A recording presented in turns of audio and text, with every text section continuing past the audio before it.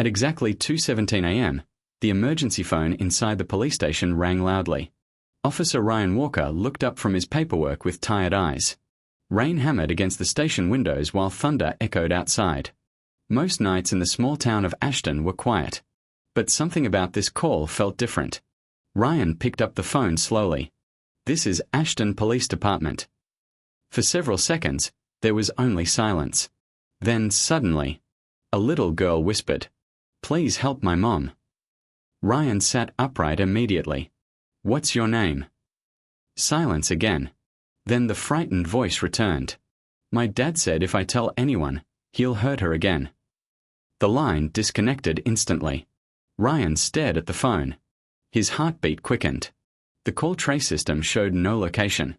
Only an old, disconnected landline number. Officer Ryan had worked in law enforcement for nearly 20 years. And experience taught him one thing. Children rarely lie about fear. Outside, heavy rain flooded the empty streets while Ryan replayed the little girl's voice repeatedly inside his mind. Scared. Shaking. Desperate. He immediately searched old records connected to the disconnected phone number. Nothing recent appeared. But one old address matched the line from years earlier. A farmhouse near the edge of town. Abandoned. At least officially. Against protocol, Ryan grabbed his flashlight and drove into the storm alone. The road leading toward the farmhouse was muddy and isolated. Trees bent violently under powerful wind. When Ryan finally reached the property, lightning illuminated the old house briefly. Broken fence. Dark windows. Rust everywhere. The place looked empty. But then Ryan noticed something strange. One upstairs curtain moved slightly. Someone was inside. Ryan approached carefully through the rain. The front door hung partially open. "Police department," he shouted. No answer. Only thunder. Slowly, Ryan stepped inside. Dust covered the furniture. The smell of mold filled the air. Water dripped from the ceiling. But fresh footprints marked the floor. Someone had definitely been there recently. Then, suddenly, a loud crash echoed upstairs. Ryan rushed toward the staircase. At the top floor, he found a bedroom door locked from the outside. From behind it came quiet crying. Ryan forced the door open immediately. Inside, a woman and a young girl huddled together in fear. The little girl looked about 8 years old. The woman's face showed bruises. When they saw Ryan, both froze in terror. "It's okay," Ryan said gently. "You're safe now." The woman immediately burst into tears. The girl ran forward and hugged him tightly. "My dad is coming back," she whispered fearfully. Ryan escorted them downstairs quickly. But before reaching the front door, headlights suddenly appeared outside the farmhouse. A truck. The woman's face turned pale instantly.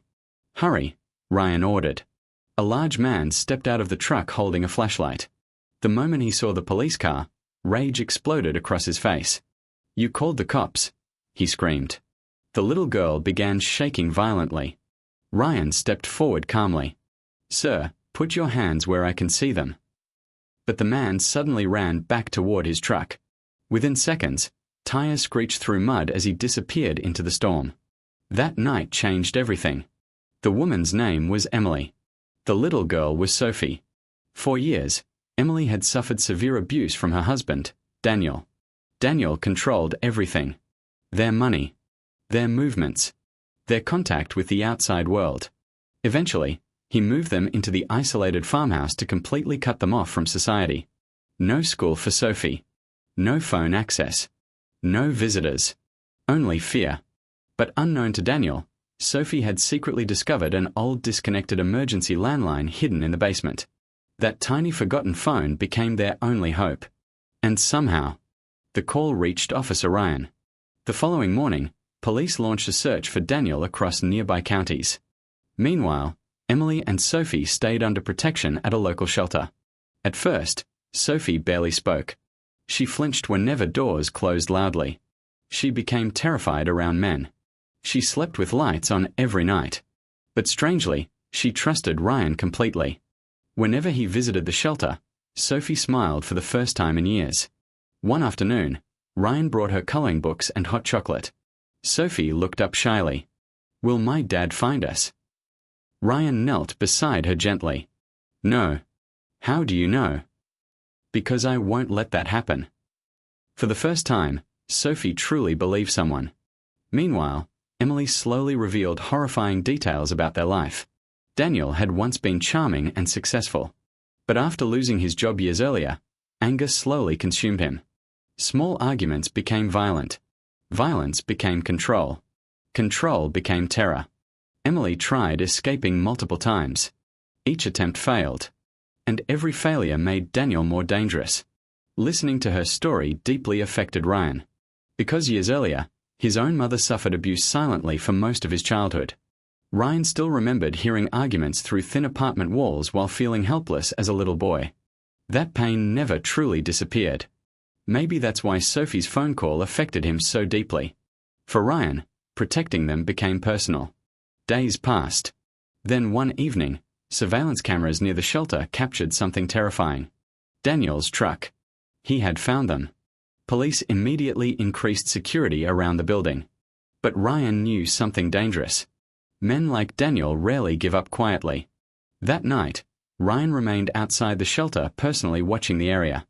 Rain fell steadily while streetlights reflected across wet roads. Around midnight, Ryan noticed movement near the alley behind the building. A shadow. Ryan immediately moved toward it. Police.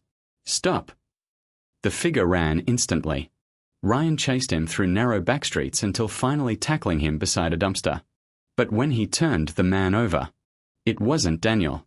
Just a frightened homeless man searching trash bins. Ryan stepped back apologetically. Stress was clouding his judgment. Meanwhile, inside the shelter, Sophie sat awake staring through the window. Emily approached quietly. You should sleep. Sophie looked worried. Will the bad man ever stop chasing us? Emily stayed silent for several seconds.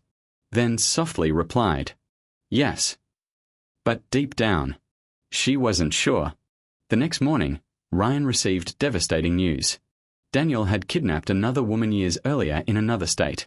The case remained unsolved because she disappeared completely. Ryan realized immediately. Daniel was far more dangerous than anyone originally believed. The entire department intensified the search. Roadblocks were established.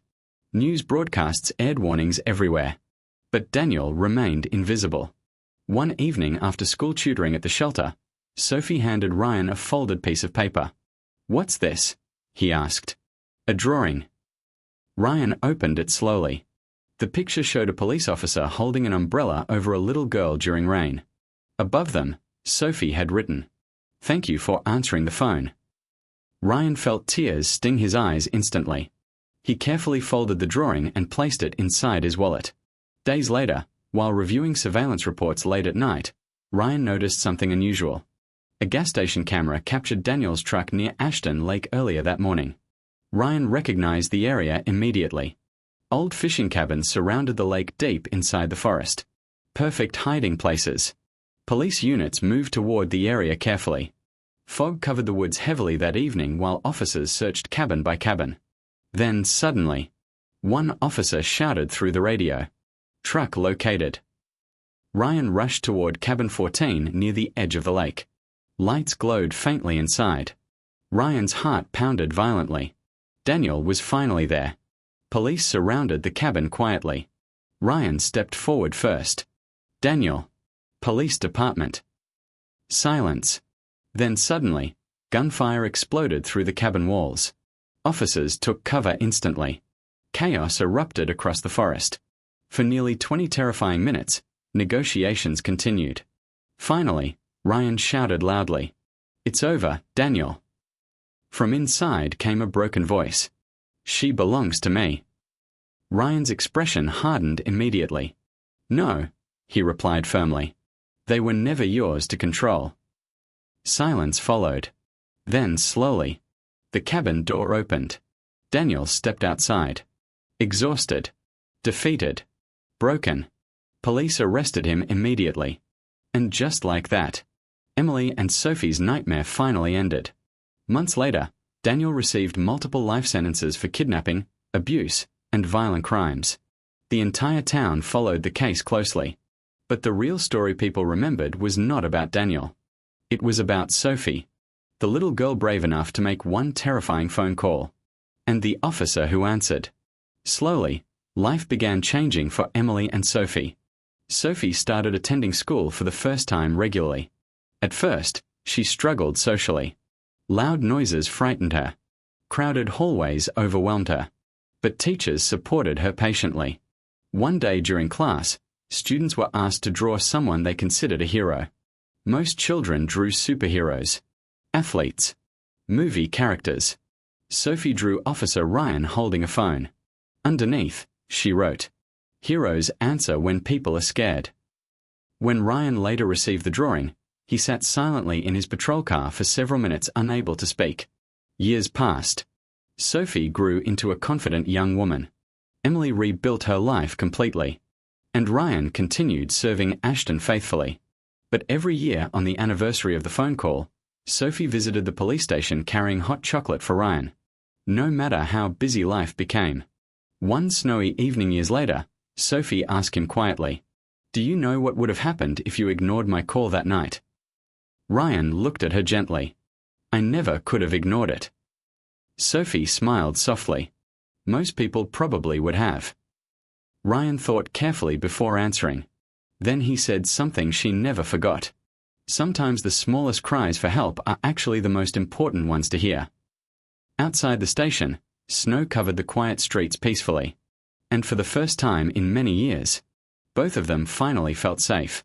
Because one phone call, one decision, one person willing to listen, can change someone's entire life forever.